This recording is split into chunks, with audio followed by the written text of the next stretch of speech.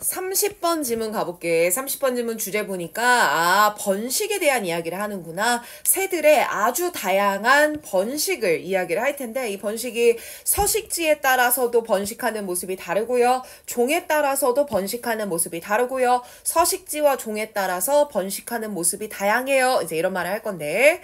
자, 쌤이 웬만하면 이 글이 되게 어렵게, 그러니까 순서를 암기하기가 좀 어렵지 않을까 싶은 좀 우려가 들어서요. 쌤이 최대한 글을 이렇게 나눠보려고 맞춰서 끊어와 봤거든요. 자, 크게 한번 보면 처음 부분에서는 서식지에 따라 차이가 나타난다라는 걸 알려주고요. 그 다음 부분에서는 먹이가 있냐 없냐에 따른 차이도 있더라 이런 말인데, 이 먹이에 따른 차이가 적용되지 않는 예외 사례도 있더라. 그럼 이 예외 사례의 경우에는 보통 어떤 이야기가 이어지냐 이렇게 설명을 더 하면서, 이런 거 말고 다른 방식으로 번식기를 나누는 경우도 있는데 경우 1번은 이렇고 경우 2번은 이렇더라. 자, 이렇게 글을 이해하면 최대한 암기가 편할 것 같더라고요. 자, 그럼 그대로 한번 다시 읽어볼게. 쌤 보니까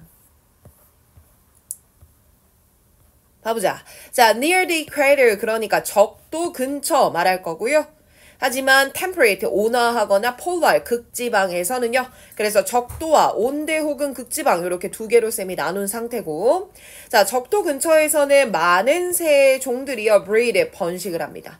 저는 이 번식하는 시즌이 어떠냐라는 걸 봤더니 all year round입니다. 언제 해요? 1년 내내 번식을 하더라고요. 적도에 사는 애들은 1년 내내 번식을 하는구나. 하지만 온대와 극지방에 있는 애들을 봤더니 그 새들의 브리딩 시즌이라고 하는 건 꽤나 명확하게 정의되더라고요. 즉 명확하게 정해지더라고요. 다시 말하면 1년 내내 주구장창 하는 애들도 있지만 정확하게 언제부터 언제까지 하는 애들도 있던데, 이렇게 정해져서 하는 새들을 보면 얘네들은 촉발되더라고요. 주로 낮의 길이의 변화에 의해서 촉발이 되더라고요. 그러니 낮이 긴 시즌은 언제 하고 낮이 짧은 시즌은 언제 하고 이렇게 번식기가 정해져 있는 경우들이 있더라고요. 자, 이게 바로 서식지에 따른 차이점이 보이는 거고요. 자, 이때 if all goes well, 모든 상황들이 좋다면 그 번식의 결과라고 하는 게 이렇게 나타나는데, 새가 자신들의 새끼들을요 기르는 겁니다. when, 언제 기르냐면요, 음식의 공급이 그것의 피크치에 다다랐을 때요. 즉 모든 조건이 괜찮다라면 먹이가 풍부할 때 보통 번식을 하더라 이 말인 거지. 그러니까 대부분의 새들은요 not only가 숨어 있다고 보셔야 돼요. 왜냐하면 뒤에 but also가 붙어 있거든요. 그러니 대부분의 새들은 다른 때에는, 즉 먹이가 풍부하지 않은 때에는 번식하는 것 자체를 좀 꺼릴 뿐만 아니라, 됐지? 먹이가 없으니까 새끼를 낳아봤자 줄 게 없잖아. 그러니 꺼릴 뿐만 아니라 또한 어떤 이유도 있냐면요, 그렇게 하는데, 즉 쌤 여기서 그렇게 하는데 라고 하는 건 번식을 하지 않는 데는요 physically incapable, 신체적으로 불가능한 것도 있어요.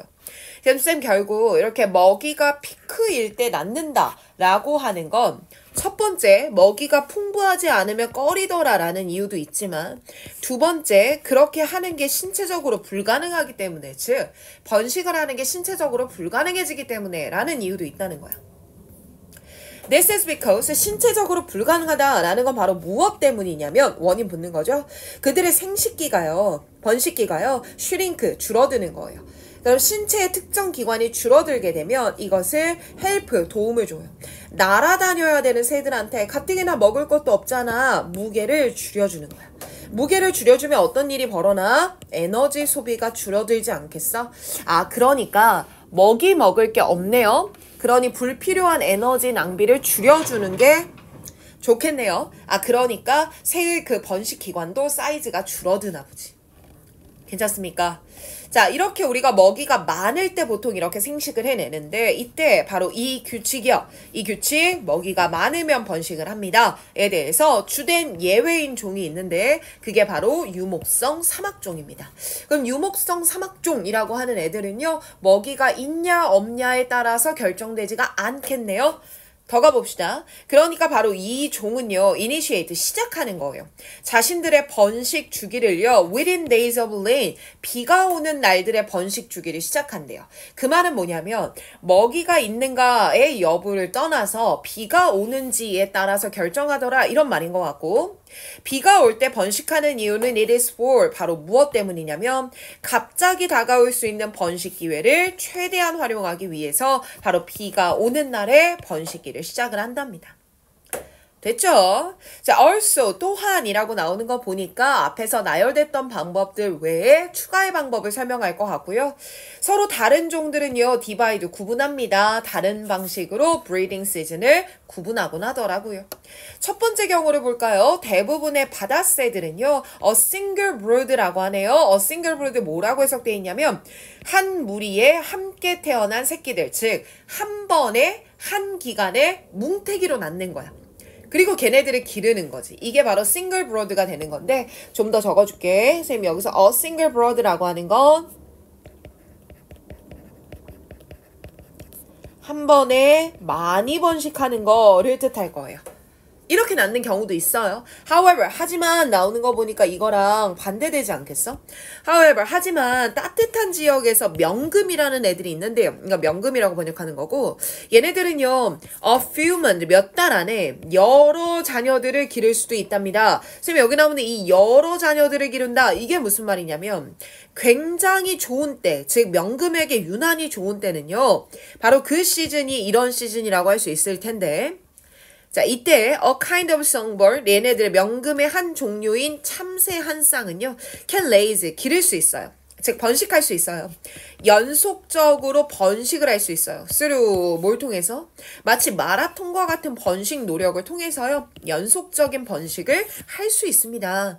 아 그러니까 앞에는 한 번에 왕창 나서 길러가는 거라면 이 뒤에 나오는 부분에서는 특정 기간에 연속적으로 마라톤처럼 계속해서 나와서 기른다. 이렇게 보면 되겠네.